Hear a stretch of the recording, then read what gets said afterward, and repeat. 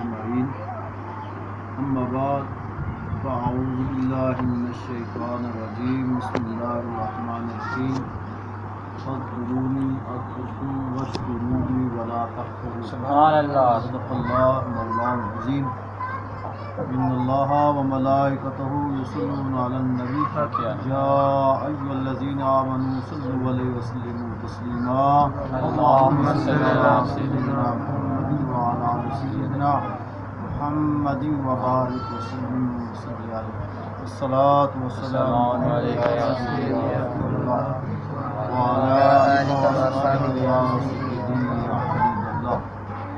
سامعین محترم، ہر طرح کی کبریائی، ہر طرح کی بڑائی اللہ رب العالمین کے لیے کہ جس نے اس کے محفل پاک کی توفیق بخشی اور اپنا ذکر اور اپنے معبود کا ذکر کرنے کا موقع فراہم فرمایا. درود و سلام امام الانبیاء جناب محمد رسول اللہ صلی اللہ علیہ وسلم کی ذات پاک بابرکات کے لیے جن کی وجہ سے عدم کو وجود ملا، جن کے سبب سے کائنات بنی، اولین اور آخرین بنے. اللہ تعالیٰ فرماتا ہے کہ حضور علیہ السلام اگر آپ کو تخلیق کرنا مقصود نہ ہوتا تو میں اپنا غم ظاہر نہ کرتا. منشا یہی ہے، سب سے اصلاح ہے کہ لوگ کال کی ہوتی رہے ثناخانی تیرے حسن و جمال کی. تذکرے اولیاء کے کریں یا شہداء کریں تذکرے صحابہ کے کریں یا اہل بیت کے کریں، حقیقت میں یہ تذکرہ مصطفیٰ ہی ہوتا ہے. چونکہ مرکز پہ نگاہ ہونی چاہیے. سامعین محترم، جب میں اور آپ کا یہ شہزاد احمد صاحب کا آشیانہ ہو یا کوئی مسجد ہو یا کوئی مرکز ہو یا کہیں بھی ہو، جب اللہ کا ذکر ہم کرتے ہیں تو ذکر سے ہوتا کیا ہے؟ ایک تو ہمیں غذا چاہیے جس سے ہم پیٹ بھرتے ہیں، ایک چیز غذا ہوتی ہے، اور دوسری غذا چاہیے ہمیں اپنے ذہن کے لیے، یہ بھی رزق ذہن ہے. اور جب تک ہماری روحانی پرورش نہیں ہوتی اس وقت تک ہمارے اذہان مردہ ہو جاتے ہیں.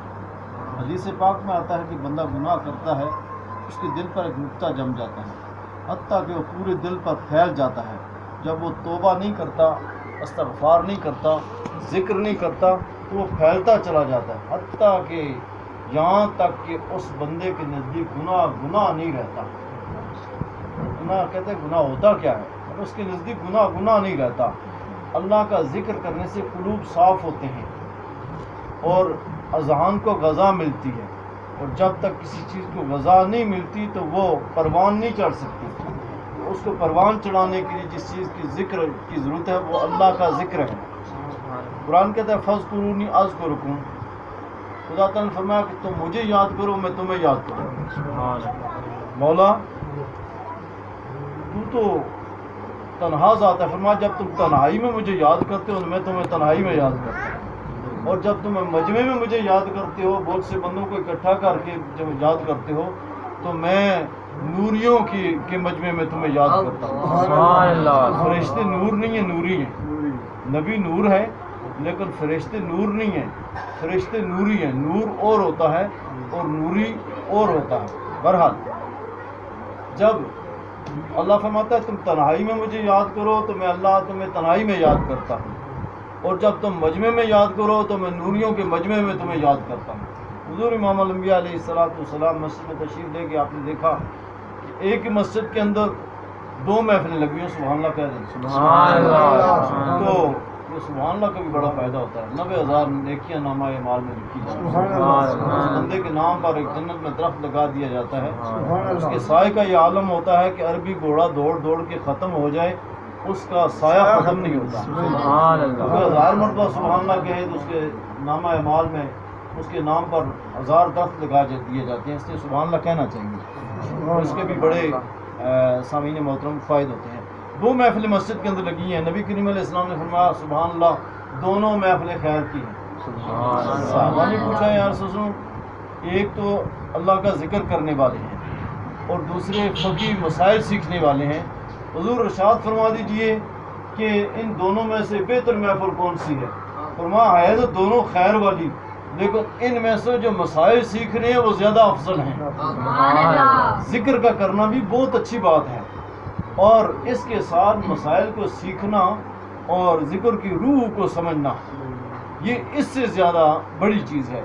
نماز کا پڑھنا ایک اچھا عمل ہے، اور اس کی روح کو سمجھنا اور زیادہ ضروری ہے۔ ڈاکٹر اقبال کہتے ہیں کہ مجھے کام کیا تھا رکوع سے، مجھے خبر کیا تھی سجود تھی، تیرے نقشے پا کی تلاش تھی جو جھکا رہا میں نماز سے۔ میں نماز پڑھنے کا مقصد بھی اتباع مصطفیٰ ہے، ورنہ مجھے کیا بتا تھا رکوع کیا ہوتا ہے اور سجدہ کیا ہوتا ہے۔ یہ وہ قلندر لوہری ہے جس نے کہا کہ دریائے دیارے عشق میں اپنا مقام پیدا کر، فرمایا کہ عشق کی دنیا میں اپنا مقام پیدا کر، ورنہ دنیا کچھ بھی نہیں ہے۔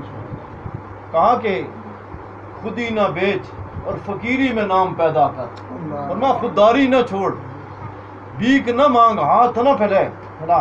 ابھی مغرب کے بعد مسجد میں درس تھا، میں نے اس میں یہی عرض کیا کہ ایک دفعہ دور امیر معاویہ میں جناب حسنین کریمین کو 1 لاکھ روپے جو ہے وہ ماہانہ وہ وظیفہ ملا کرتا تھا، تو وظیفہ لیٹ ہو گیا، تو انہوں نے خط لکھنا چاہا کہ خط لکھیں کہ اے امیر معاویہ کیا وجہ ہے کہ اس مرتبہ ہمیں وظیفہ نہیں ملا؟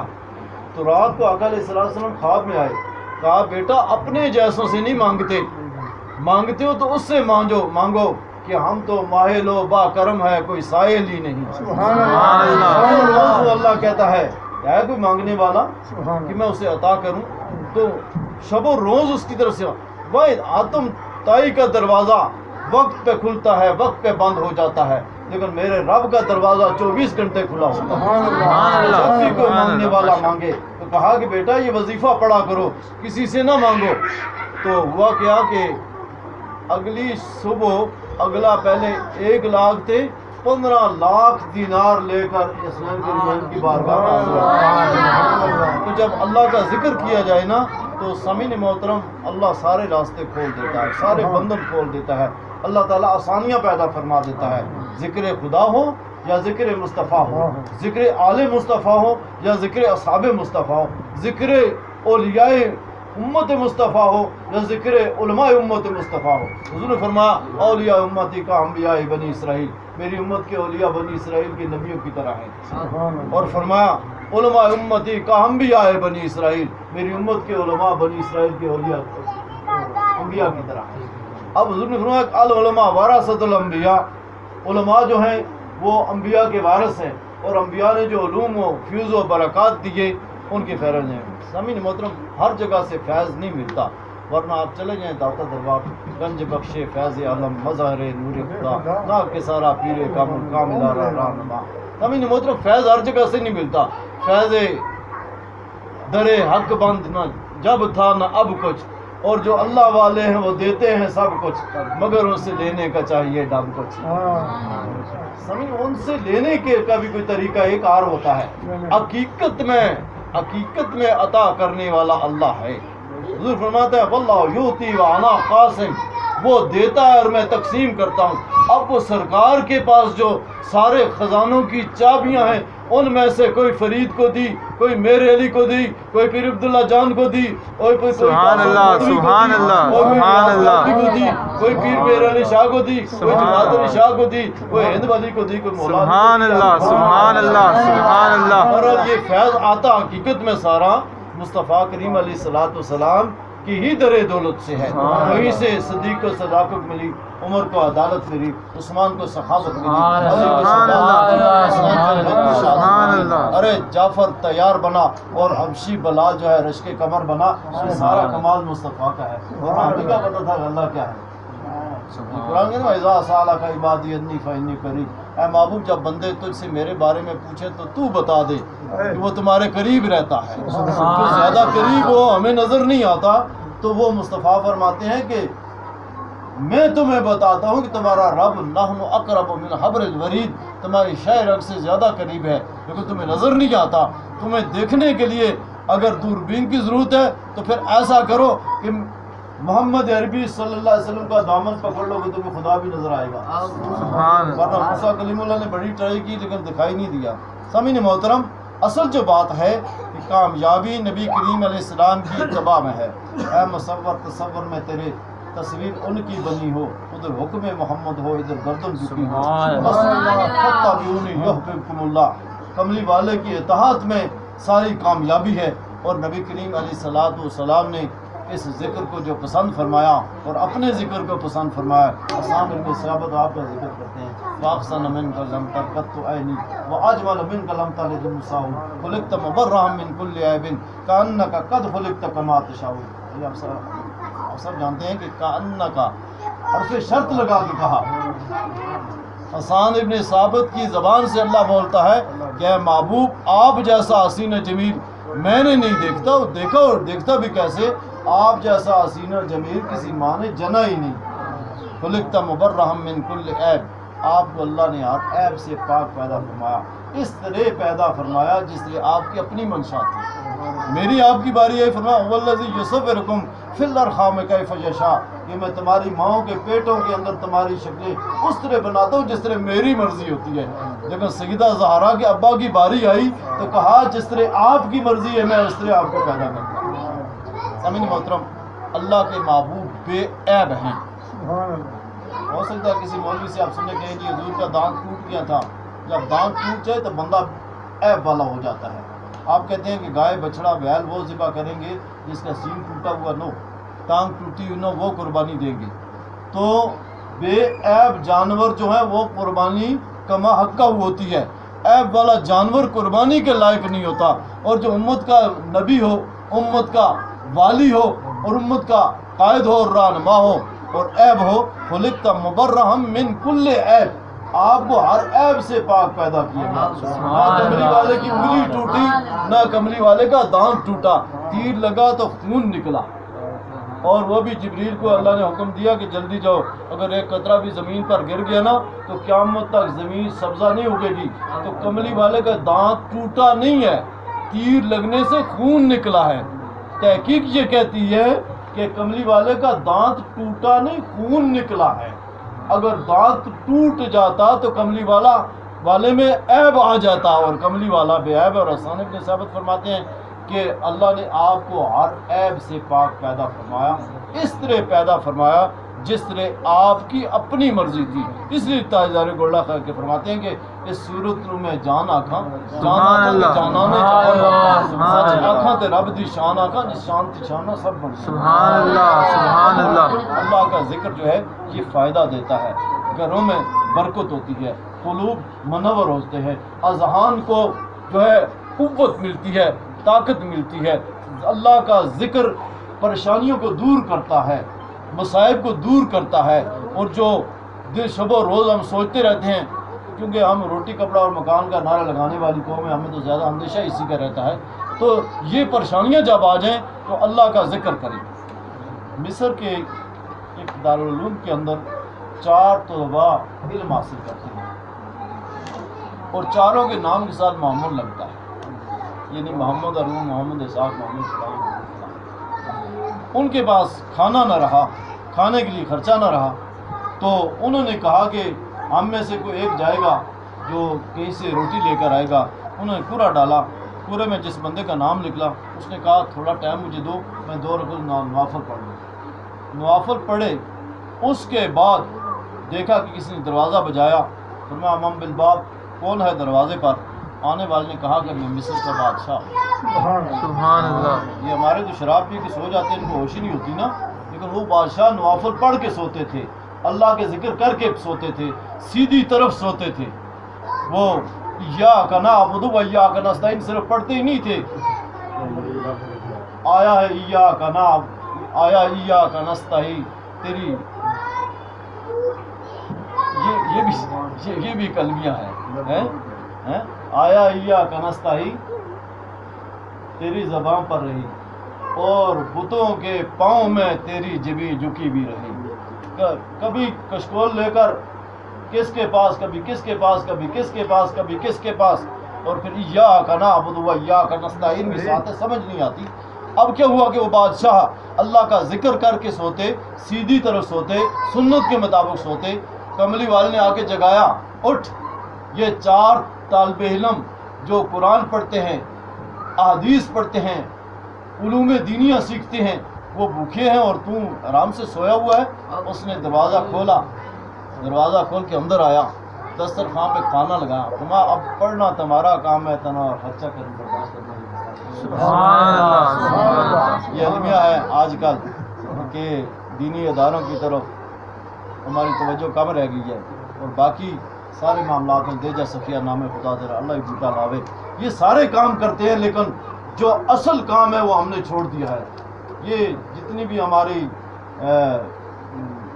زکاتیں ہیں، خیرات ہیں، صدقات ہیں، ان کے سب سے زیادہ حقدار طالب علم ہوتے ہیں. جو دینی مدارس کے بچے ہیں یہ زیادہ حق رکھتے ہیں، ان کو دیا جائے، ان کی پرورش کی جائے.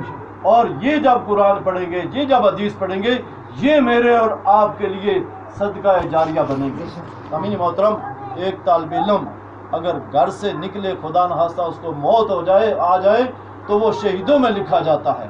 آج ہم دیکھتے ہیں جو بچہ کسی کام کا نہیں ہوتا، جس کا دماغ کام نہ کرے، آنکھ سے اندھا ہو یا پاؤں سے اپاہج ہو، تو اس کو کہتے ہیں مدرسے میں داخل کرا دیتے ہیں. اور جو اچھا خاصا ہوتا ہے اس کو کہتے ہیں جی اس کو تو ہم نے پی ایچ ڈی کرانا ہے. پی ایچ ڈی کرنے کے بعد پھر ہوگا کیا کہ بچہ انگلینڈ چلا جائے گا.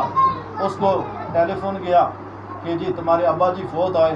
فوراً اس نے وہاں سے فلائٹ کا ٹکٹ کٹایا، ہوائی جہاز پہ آیا، علی پور میں پہنچا، جنگیور روڈ پہ اترا. ابا جی کا جنازہ ہو رہا ہے. ابھی کیا ہے کہ صفیں بنی ہوئی ہیں. اس نے سنا ہوا تھا کہ جی جب پانی نہ ملے تیمم کر لیتے ہیں، پینٹ شرٹ سے کیا کیا اپنے آپ کو اس پوری مٹی میں لت پت کر دیا اور اس کے بعد جنازے میں کھڑا ہو گیا. اللہ اکبر. اب پی ایچ ڈی تو کیا لیکن اس بیچارے کو یہ نہیں پتا کہ تیمم کب کیا جاتا ہے اور کہاں کیا جاتا ہے.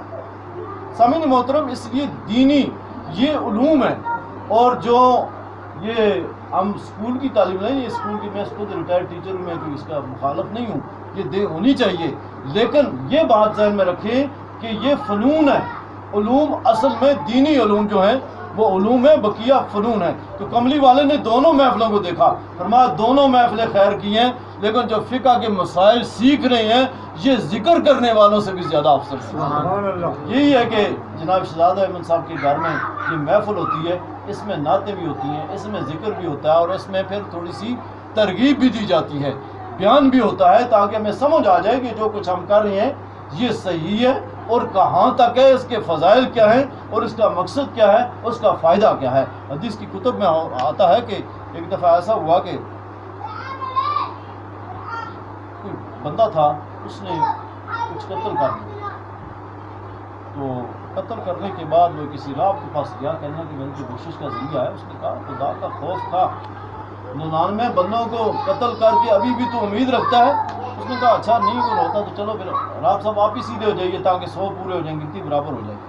اب 100 بندوں کو قتل کرنے کے بعد پھر وہ کہیں باہر نکلا تو اللہ والا مل گیا. اس کو کہا کہ جی میں نے اس سے 100 قتل کیے ہیں، میری بخشش کا ذریعہ ہے. میں تم قرآن کو پڑھو نا، قل یا عبادی الذین اسرفوا علی انفسہم لا تقنطوا من رحمت اللہ. کیا محبوب فرما دیجیے کہ میرے بندوں اور میرے محبوب کے غلاموں، اگر تم نے اپنی جانوں پر زیادتی کر بیٹھو، ظلم کر بیٹھو اور گناہ کر بیٹھو، تو بے شک تمہارے گناہ سمندر کی جاگ سے زیادہ ہیں، پانی کے قطروں سے زیادہ ہیں، زمین کے ذروں سے زیادہ ہیں، آسمان کے تاروں سے زیادہ ہیں، لیکن اللہ کی رحمت سے زیادہ نہیں ہو سکتے. پھر بھی دیکھو، جولی پھیلا کر دیکھو، ہاتھ پھیلا کر دیکھو، اس کی بارگاہ میں تائب ہو کر دیکھو. اس نے کہا پھر کیا کروں؟ فرمایا فلاں بستی میں کچھ اہل ذکر بیٹھی ہیں جو اللہ کا ذکر کرتے ہیں، اللہ کی عبادت کرتے ہیں، عبادت بھی کرتے ہیں اور ریاضت بھی کرتے ہیں. عبادت یہ ہے جو آپ نماز پڑھتے ہیں، نوافل پڑھتے ہیں بقیہ، اور ریاضت یہ ہے کہ جو لوگوں کو آپ کھانا کھلاتے ہیں، ریاضت کا. یہ آپ دیکھتے ہیں نا کہیں درباروں پہ کہیں کیا کھلایا جا رہا ہے، کہیں لنگر کھلایا جا رہا ہے، یہ اصل میں ریاضت ہے. اور اللہ اس کی وجہ سے اپنا قرب بندے کو نصیب کرتا ہے. فرمایا وہاں چلے جاؤ. اس نے یہ سوچ کے ایک قدم اٹھایا، اس کی روح قفس انسی سے پرواز کر گئی، بندہ مر گیا. اب فرشتے جہنم والے بھی آگے، جنت والے بھی آگے. جنت والے نے کہا کہ اس کی نیت بھی ٹھیک تھی اور جا بھی ٹھیک لوگوں کے پاس جا رہا تو اللہ کا ذکر کرنے والے ہیں. تو جہنم والے کہوں کہا جی 100 بندوں کو اس نے قتل کیا ہے، دونوں میں جھگڑا ہوا. اللہ کریم نے فرمایا عالم الغیب ہو کے اللہ پوچھتا ہے فرشتوں کیوں جھگڑتے ہو؟ مولا ہم چاہتے ہیں کہ اس کی نیت بھی ٹھیک تھی اور جا بھی اہل ذکر کے پاس رہا تھا، عبادت اور ریاضت کرنے والوں کے پاس جا رہا تھا. اس لیے ہم اس کو جنت میں لے جا کے جائیں گے. جنم کے فرشتے نے کہا اس نے 200 بندے قتل کیے ہیں. انہوں نے اچھا اس کی گناہ گاری کو دیکھو یا یار کی یاری کو دیکھو. اللہ کریم نے فرمایا ایسا کرو زمین کی تمائش کرو. اگر یہ اللہ کے ولیوں کی بستی کے قریب ثابت ہوا تو اس کی روح کو جنت میں لے جایا جائے. آپ سن چکے ہیں کہ ابھی اس نے ایک قدم اٹھایا تھا اس کی روح نکل گئی. ولیوں کے قریب تو پہنچا نہیں, عبادت گزاروں کے قریب تو پہنچا نہیں, اہل ذکر کے قریب تو پہنچا نہیں. اللہ کریم نے فرمایا زمین کو پیمائش کرو کہ آیا یہ میرے ولیوں کے قریب تھا یا دور تھا. جب پیمائش کی کیونکہ اللہ کریم نے حکم دیا زمین سمٹ جا, لپٹ جا, اکٹھی ہو جا, اپنی طرح میں کھینچ لے. اب زمین اکٹھی ہوگی, پیمائش کی تو وہ اللہ کے جو ذکر کرنے والے ان کے قریب ثابت ہو. سبحان اللہ. خدا نے فرمایا اس کو جنت میں لے جائے. سبحان اللہ. اس کا یہ مطلب قتل نہیں ہے کہ ہم قتل کریں. جو بندہ مسلسل قاتل ہے اس کے بارے میں حکم ہے نہ اس کی جنازہ پڑھی جائے نہ اس کو مومنین کی قبرستان میں دفن کیا. آنن فاہنن قتل کا ہو جانا ایک اللہ بات ہے. ان لوگوں کا مشن ہے کہ ہمیشہ اللہ کے کریم کا جو کعبہ معظمہ ہے جس پر ایک نگاہ پڑے سارے گناہ معاف ہوتے ہیں. کہا گیا کہ کعبے کی دیوار توڑو اگر ایک مومن کی جان بچانی پڑے. یہ بم بلاسٹ اور خودکش کا عمل کرتے ہیں اور اس کے بعد کہتے ہیں الجہاد. یہ جہاد نہیں ہے, یہ کچھ اور ہے. جہاد کا حکم یہ ہے کہ جب اللہ کا نبی جہاد کا حکم دے تو جہاد کرو, یا وقت کا حاکم حکم دے تو جہاد کرو. یہ نہیں کہ دوسروں کی مسجدوں میں جا کے بم بلاسٹ کریں اور کہیں جی ہم نے بڑا جہاد کیا. یہ جہاد نہیں ہے. وہ جہاد ہو رہا ہے الذین آمنوا وہاجروا وجاہدوا فی سبیل اللہ. وہ اور جہاد ہے جو نبی کریم علیہ السلام کے اصحاب نے کیا, وہ کفار کے ساتھ جہاد تھا. یہ آپس میں کلمہ پڑھنے والے ایک دوسرے کو مارتے ہیں وغیرہ وغیرہ, یہ جہاد نہیں ہے. بہرحال سامعین محترم, یہ ہے کہ جب اللہ کے جو ولی ہوتے ہیں, اہل ذکر ہوتے ہیں, ان کا قرب حاصل کیا جائے تو اللہ تعالیٰ کی معیت حاصل ہوتی ہے. ان کے قریب جانے سے بخشش مغفرت ہوتی ہے. نبیوں کا ذکر عبادت ہے اور ولیوں کا ذکر جو ہے یہ کفارہ گناہ ہے. اللہ کریم توفیق عطا فرمائے.